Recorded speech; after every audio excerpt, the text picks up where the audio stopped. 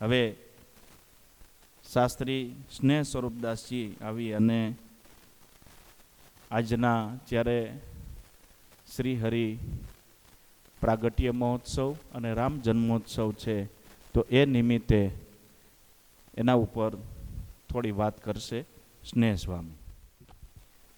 પૂર્ણમદઃ પૂર્ણમિદં પૂર્ણાત પૂર્ણમુદચ્યતે પૂર્ણસ્ય પૂર્ણમાદાય પૂર્ણમેવાવશિષ્યતે. વામનાસ્થલ્યાં મોક્ષવિદ્યાં ગુરુત્વં સંસ્થાપ્ય તત્તીર્થરૂપં ચકાર. શ્રીકૃષ્ણ સ્વરૂપયોગીન્દ્ર શિષ્યં ધાર્મી શ્રીધર્મ પ્રસાદમ નુમસ્તમં.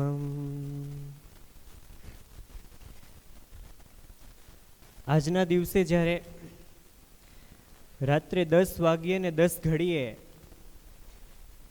જે અનંત બ્રહ્માંડાધીશ્વર પુરુષોત્તમ નારાયણ એમનું પ્રાગટ્ય થવાનું છે, એવા ભગવાન સ્વામિનારાયણ આપણી સૌ કોઈ ઉપર સતત અમી દ્રષ્ટિ પાથરતા એવા અનંતાનંત સદગુણ મંડિત ગુરુદેવ જોગી સ્વામી મહારાજ તદ એવં આખી એ પૃથ્વીની પવિત્રતાને ધારણ કરનાર અને આપણા સૌના મોક્ષદાતા એવા પરમ પૂજ્ય ગુરુ મહારાજ, બ્રહ્મનિષ્ઠ સંતો, પાર્ષદો અને દેવજોગી પરિવારના તમામ ભાવિક ભક્તજનોને ભાવથી જય સ્વામિનારાયણ.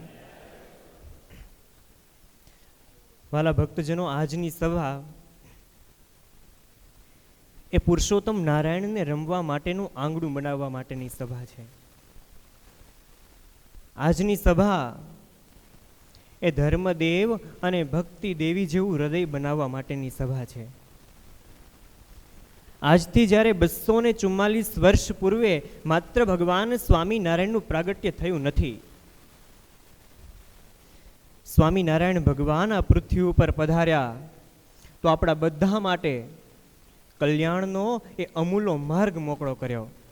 સ્વામિનારાયણ ભગવાન આ પૃથ્વી ઉપર પધાર્યા તો આપણને એ સદગુરુઓની દિવ્ય પરંપરા મળી.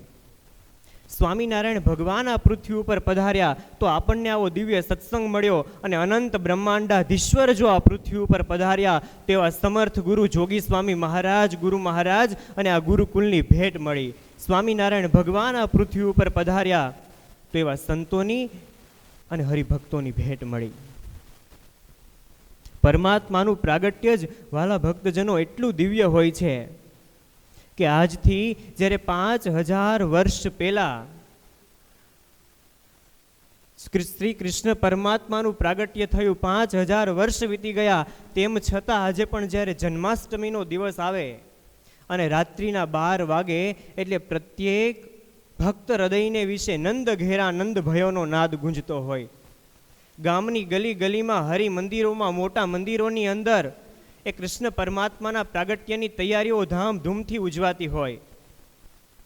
અને આજે જ્યારે 245 વર્ષ પૂર્વે, 244 વર્ષ પૂર્વે અનંત કરોડો બ્રહ્માંડાધીશ્વર એવા નાતત સમશ્ચાત અધિકોપી દૃશ્યતે, કે તેની સમાન પણ કોઈ નથી અને એનાથી અધિક પણ કોઈ નથી એવા પુરુષોત્તમ નારાયણ આ પૃથ્વી ઉપર પ્રગટ થવાના છે.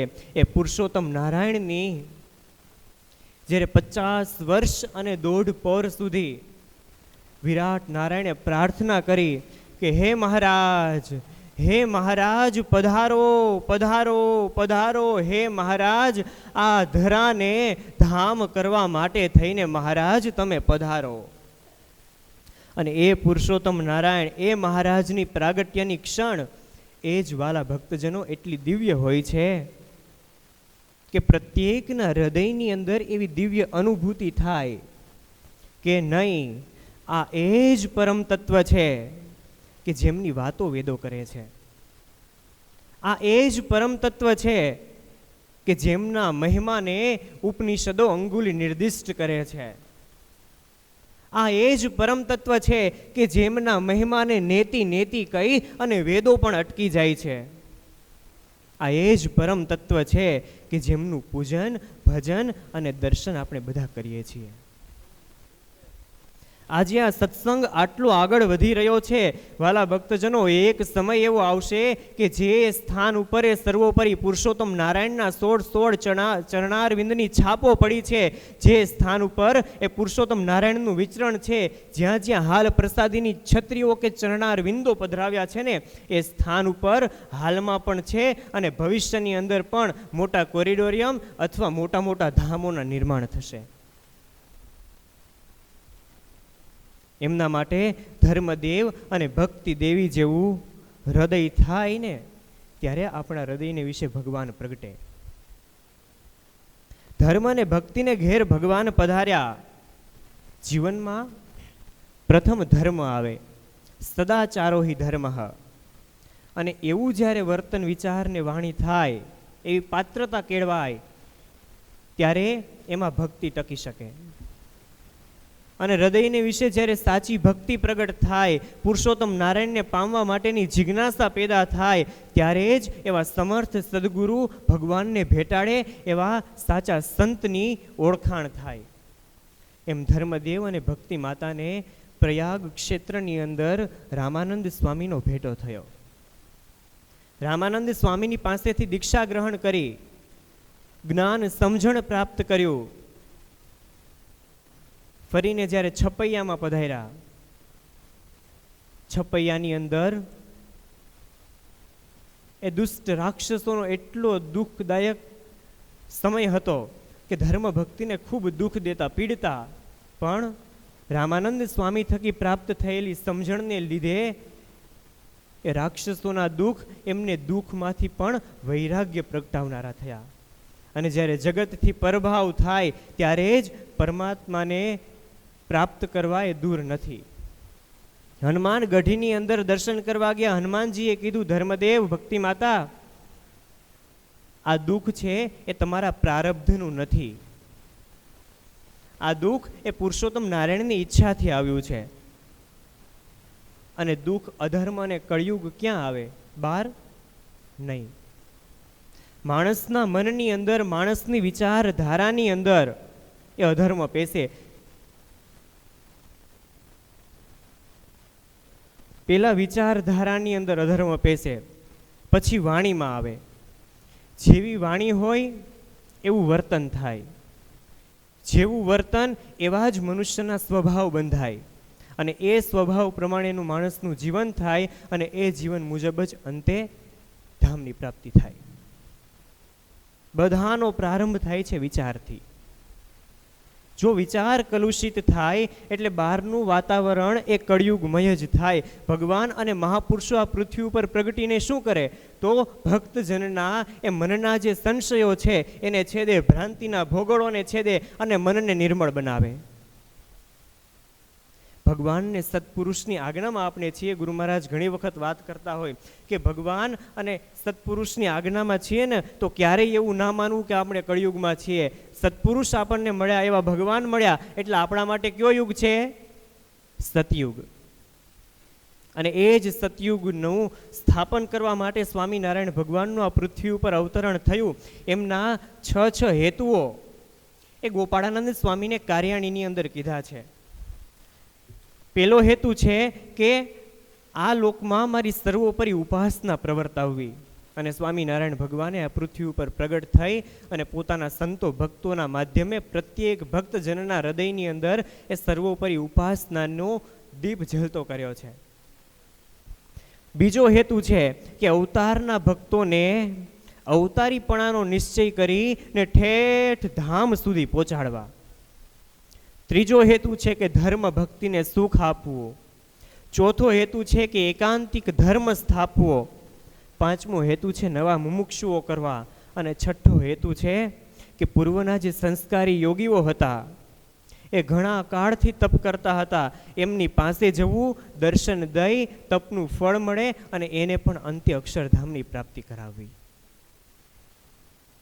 આવા હેતુઓની સાથે સ્વામિનારાયણ ભગવાનનું આ પૃથ્વીને વિશે પ્રાગટ્ય થયું. અને વાલા ભક્તજનો, એ સ્વામિનારાયણ ભગવાન એમના સાધુએ જે ગુરુકુલની પ્રણાલિકાઓ ચલાવી, એમના વિશે કૃષ્ણ વલ્ભાચાર્યજી મહારાજે પણ લખ્યું કે વામના સ્થલ્યામ મોક્ષ વિદ્યામ ગુરુત્વમ, કે વામના સ્થલી કહેતા વંથલી જે વિદ્યાને અને મોક્ષ વિદ્યાને આપે છે.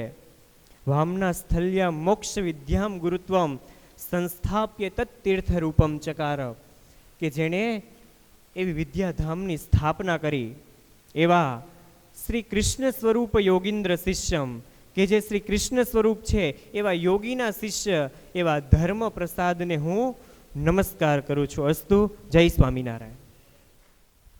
સ્નેહ સ્વામીએ ભગવાન સ્વામિનારાયણ પૃથ્વી ઉપર પધાર્યા, મહારાજના જે 6 હેતુ હતા એમની વાત કરી. ગોપાળાન સ્વામીને આપણા સંપ્રદાયનો ઇતિહાસ બોલે, મહારાજે ગોપાળાન સ્વામીને બોલાવીને કીધું, સ્વામી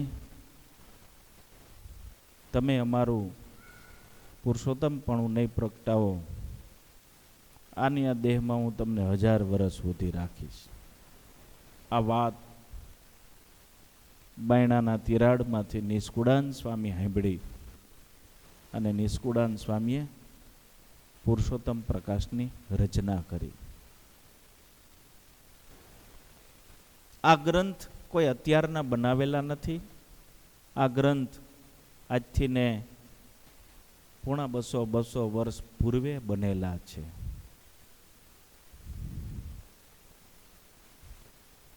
આપણે એવું વિશ્વાસથી કહી શકીએ, એક શબ્દ બીજી વખત ના આવે એવી કડીઓની રચના આ નંદ સંતોએ કરેલી છે. એની વાત સ્નેહ સ્વામીએ ખૂબ સરસ રીતે કરી.